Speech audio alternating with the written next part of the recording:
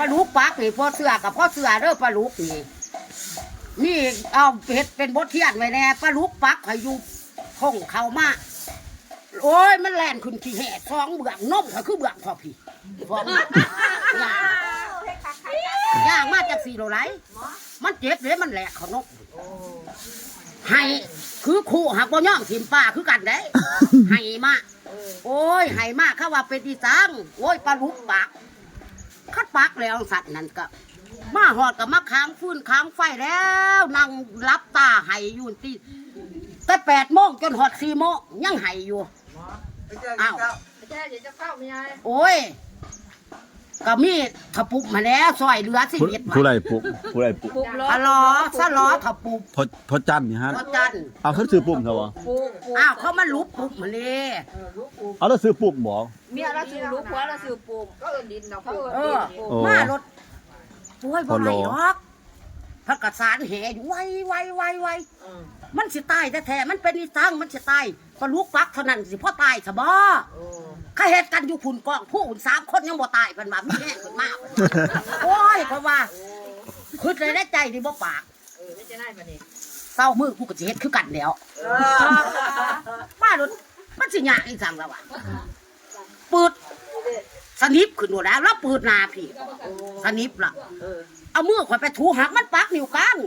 นิ้ว4ยัง4กะเลอยู่เอาไปถูข้าวเดียว ล่างบ่ล่างบ่ ล่าง แม่นย่างล่าง ม้อยเนาะตีมันตายว่าป่าเขาบอกแม่นหมดพอรู้ว่าก็อันนั้นก็คือสิลายกับพนักพอดกับพนักหักความเจ็บมันแห้งหลายเนาะ บ่ยันนักบ่ลูกสาย โอ้ยแห้งสิลังทัดเป็นอะไรนี่เร็วเลยม้อยมัน บ่เพิ่นเหยียบใบซัก เพราะกับนอนฟักอยู่แล้วของมือเขาถังเนาะนอนฟักอยู่ บ่ต้องบ่ โอ้ยแล้วย่างนี้ปับป้าพอกระมือนขึ้นรถเดี๋ยวนำเราไปใส่เด็กข่อยว่าไปใส่ข่อยว่ายังไปมองเก่าอยู่โอ้ยไปมองเก่าหมอทกกะลิวไปมองเก่าขาบลงปั๊บ3 บาทแล้วทุกคุณคุยเป็นเจ้าผู้ขาเศร้ายอดอีดี บ่ใบเบิ่งตัวหนึงเนี่ยบ่ใบตัวบ่ใบเบิ่งมื้อนึงเนี่ย เบ้าท่านใด ตัวเศร้าตัวย่อมือบ่เบิ่ง ว้ายเดี๋ยวหาเขามาแล้วเราไปใส่เนาะเราไปใส่เนาะไปนับยังไปเห็นยืนอยู่มองเก่าเอาอยู่กับแม่เรานั่งคู่เขาลูกก็ขับปั๊บ3 บาทคุณค่อยเป็นเจ้าเป็นจังไรกับผู้ขาจะครอบคุณค่อยยางรู้เหลือตัวเอาค่อยเป็นไงได้คู่มืย่างคุณเจ้าของ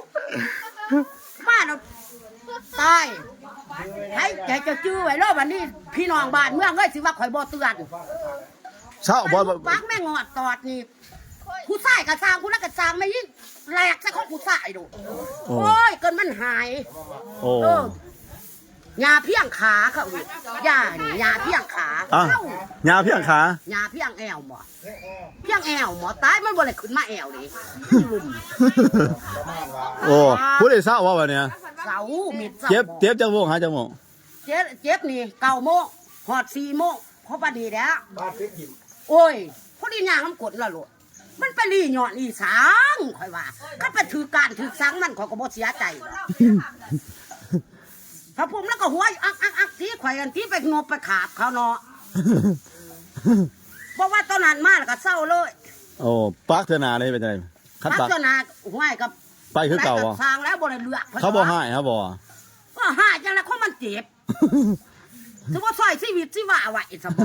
สิป้าให้อยู่ซะบ่ อันนี้มัน แข้งแน่ อันนี้แม่นเรื่องอย่างนี้ อันนี้นี่เรื่องจริงได้บ่แม่นเรื่องที่ตัวใด โอ้เรื่องจริงอยู่น้อย เรื่ เนาะ องจริง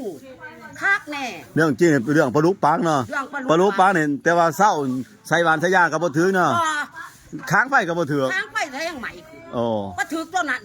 เพราะแต่ว่าเขาเฮ็ดนะนี่ว่าเนี่ยชัวเสียมันหลังนะเศร้าบ่เงิดมันสิมีบ่อยากให้เอาตัวนี้น่ะสมาดีแท้สมเขาเอิ้นคุณค่อยอย่างไง ผู้สุดเพียงนี่เนาะ เท่านี้แล้ว โอ้ขอบใจโอ้ย ปลาลูกบ่ปักเฮากับตัวบ่ปัก เขาอีทางปักอยู่หน้าทงก็ยังบืนหาพ่อใหญ่พัดแล้วก็นั่งย่องๆอยู่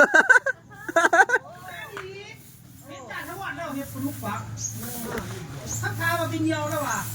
ที่แท้ไปหาบ่อยประมาณไหน บ่แม่นผู้ชายคันของผู้ชายหั่นคันปักผู้ชายหาแม่ยิ่งคันว่ามันปักแม่ยิ่งเนี่ยไปหาผู้ชายมันจังถือหมดมัน ผู้ที่เศร้าเลยลูก เศร้าโลด โอ้ หาอย่าเป้อย่าเป๊ะหรอก ของไปหาแบบนั้นโดยเป็นบ่ หาสั่นโลด ผู้ที่เศร้า นี่คักโลดคันตัวนี้นี่ โอ้ คันแนวอื่นนี่บ่จัก อันนี้เป็นสูตรของแม่ทงหมอเอ็นเนาะ แม่น ในสูตรของแม่ทงหมอเอ็น แม่นอีดีโลดบ่แม่น เศร้าอีนี้เป็นเรื่องจริงเนาะนี่เนาะ เรื่องจริง เรื่องจริงอ้าวจื้อไว้เด้อพี่น้องเด้อบัดนี้เด้ออันนี้แมัน ไผ ประสบการณ์จากแม่ทงหมอเอ็นเนาะไปอยากจักมาถามบ่ได้พี่น้องบ้านแสนหันเนาะ ให้ไปทำจังสัน ให้เป็นจังซั่นเนาะต้องไปหายาแปะ อืม บ่เศร้า แม่นควบแม่น มีเศร้า คือ ค่ะ ควบแม่ทงไหนเพราะว่าของที่ไปเป่าคัดท้าไปเป่าไม่ติดเผลอๆเนาะแม่นควบแม่ทง แม่นโล เป่า ดดี ขอบใจพี่น้องเด้อขอบใจเนาะ